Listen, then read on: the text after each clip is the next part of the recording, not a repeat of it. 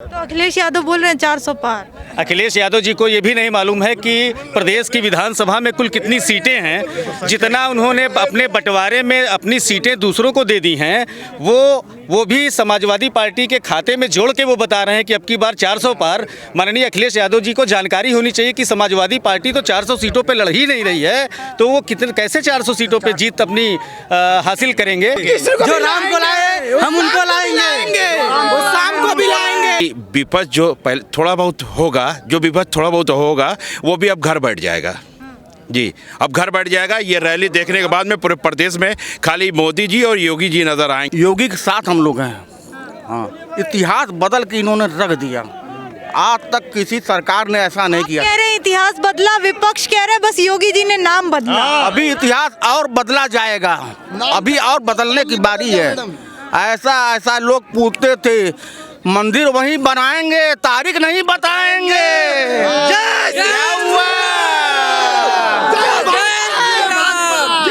मंदिर भी बन रहा है। कहाँ से आ रहे हैं सर आप? जौनपुर डिस्ट्रिक्ट। नाम क्या है आपका? जगन्नाथ गुप्ता। जो राम को लाए हम उनको लाएंगे, जो राम को लाए हम उनको लाएंगे, वो शाम को भी लाएंगे। जो राम को लाए शाम को भी लाएंगे। और हमेशा मोदी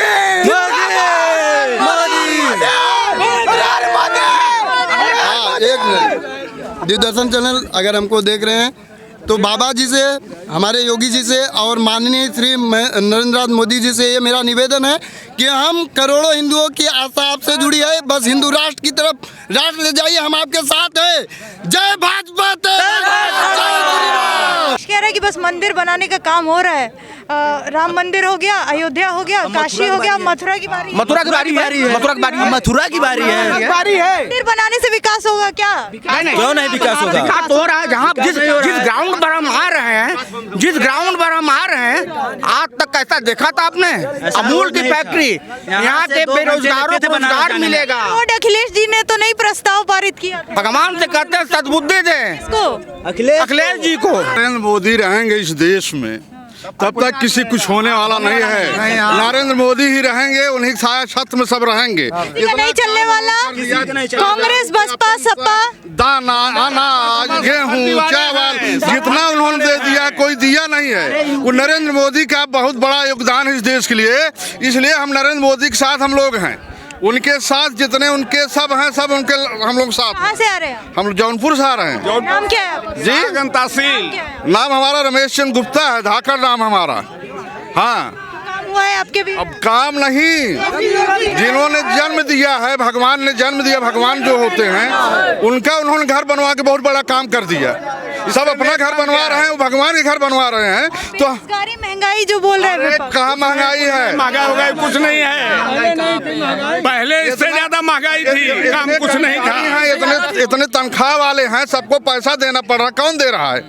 सरकार नहीं दिया है ना, काम तो नहीं चल रहा तब भी वेतन दे रहे हैं। 2022 में दूर दूर तक कोई भी पार्टियां दूर दूर तक कहीं नहीं है। माननीय मोदी जी के और माननीय योगी जी के डबल इंजन की सरकार ने जो विकास के नए आयाम गढ़े हैं, उनको देखते हुए भारतीय जनता पार्टी को पूरे बहुमत से पुनः सरकार में आना है, इसमें दूर दूर तक कोई भी संशय नहीं है।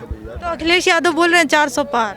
अखिलेश यादव जी को ये भी नहीं मालूम है कि प्रदेश की विधानसभा में कुल कितनी सीटें हैं। जितना उन्होंने अपने बंटवारे में अपनी सीटें दूसरों को दे दी हैं, वो भी समाजवादी पार्टी के खाते में जोड़ के वो बता रहे हैं कि अब की बार 400 पार।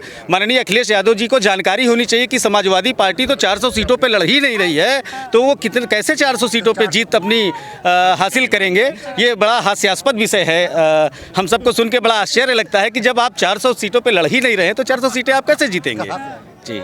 जब से बिहार से आए हैं अखिलेश काम जी। हुआ है?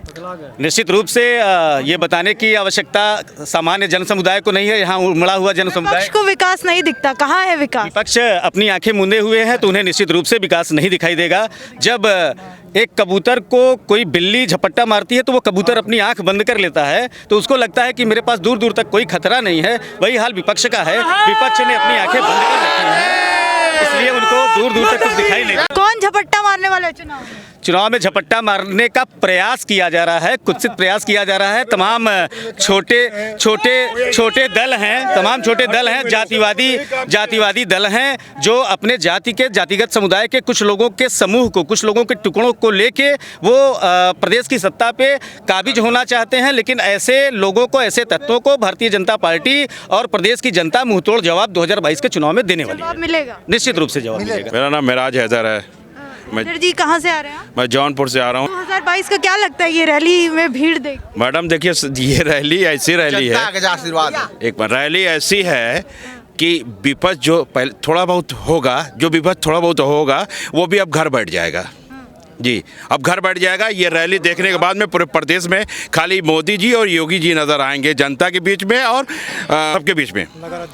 तो ये बेरोजगारी वाली बात जो है कि बेरोजगारी बढ़ी है इस सरकार में, कह रहा है विपक्ष के पास कुछ नहीं बचा है। अब वो करे तो क्या करे, तो बेरोजगारी की बात करेगा, बाद में लाएगा कि मोदी जी योगी जी ऐसा कर रहे हैं। उनके पास कुछ बचा ही नहीं, तो बेरोजगारी की बात करेंगे। बेरोजगारी कहाँ है बता दीजिए। बेरोजगारी होती है तो ये जनता देख रही है, ये किसी को 1 रुपया नहीं दिया गया। इससे पहले अखिलेश यादव, लेकिन कह रहे हैं कि भीड़ बुलाई जा रही है। ये भीड़ बुलाने का काम अब अखिलेश यादव का है। अभी जो भीड़ आई थी, जिस भीड़ में जेब भी कट गया उनको, चूँकि 5 साल वो अपने उसमें थे नहीं, वो 5 साल अपने सरकार में नहीं थे, इसलिए उनको मौका मिला, वो सबका जेब भी काटे, मोबाइल भी चोरी किए। तो सर ये बताइए कि बीजेपी ने जाति धर्म से उठ के काम किया है या सिर्फ हिंदुओं के लिए काम हुआ है, जैसा कि विपक्ष के? बीजेपी ने सच्चाई बता दें कि युगों देखिए, मैं एकदम साफ बात करना चाह रहा हूँ आपके माध्यम से, मीडिया के माध्यम से, युगों में ऐसे प्रधानमंत्री पैदा होते हैं, ऐसे लाल पैदा हुए। पहली बात तो मैं आदरणीय प्रधानमंत्री नरेंद्र मोदी जी को बहुत बहुत धन्यवाद देता हूँ कि उन्होंने ऐसा जो जब भी वो बात किए 135 करोड़ जनताओं की बात किए, और जब भी विकास की बात हुई, जब भी वो अपने जितनी भी योजनाएं थी, वो योजनाएं जितनी भी थी हर मजहब और हर मिल्लत और हर बिरादरी को दिए जो उस लायक था। ये क्यों कहा जाता है कि मुस्लिम समाज डरा हुआ है योगी सरकार और बीजेपी सरकार? मुस्लिम समाज की जहां बात आ रही है तो ये कांग्रेसियों ने 65 साल बेवकूफ़ बनाया, खाली इसलिए बेवकूफ़ बनाया कि अगर बीजेपी आ जाएगी तो हमें पाकिस्तान भेज दिया जाएगा, हमें बांग्लादेश भेज दिया जाएगा, हमें अफगानिस्तान भेज दिया जाएगा। लेकिन सच्चाई तो ये थी कि मुसलमान डरा जरूर था, लेकिन आदरणीय बीजेपी से नहीं डरा था, कांग्रेस ने डराए रखा था इसलिए। लेकिन जब 14 में आदरणीय मोदी जी आए तो वो बताए कि आप हमसे मत डरो, अब बीजेपी से मत डरो, क्योंकि मैं सबके साथ हूँ, सबका साथ, सबका विश्वास, सबका विकास। तो उस आधार पे मुसलमान आज ज़्यादा जुड़ रहे हैं। तो डर नहीं लगता मुसलमानों को देश में? कतई नहीं डर लगता। अब तो मुसलमान, सच्चाई है कि अब एकदम खुले हो गए। जब 370 हटा कश्मीर जैसे प्रदेश से, तो जो विपक्ष थे वो ये कह रहे थे कि अब मुसलमानों का क्या होता है कि बहुत गलत हो गया। लेकिन सच्चाई है कि 365 हटने से आज कश्मीर के जो मुसलमान हैं वो पूरे भारत में कहीं भी अपना काम कर रहे हैं और एकदम बिना डर किए। तो ये आपका जो समुदाय है किसके साथ है 2022 में? प्रधानमंत्री नरेंद्र मोदी जी के साथ, उत्तर प्रदेश में योगी आदित्यनाथ जी के साथ। जी के साथ है। जी बिल्कुल। और एक और सवाल है मेरा, ये कॉरिडोर का जो उद्घाटन हुआ है, कहा जा रहा है कि मस्जिद को ढक दिया गया है। नहीं, ऐसा कुछ नहीं। देखिए, ऐसा है कि जो इस तरह की बात कर रहा है अब उनके पास कुछ बचा नहीं है, जो भी कह रहा है, इसलिए कह रहा हूँ उनके समझ में नहीं आ रही बात को।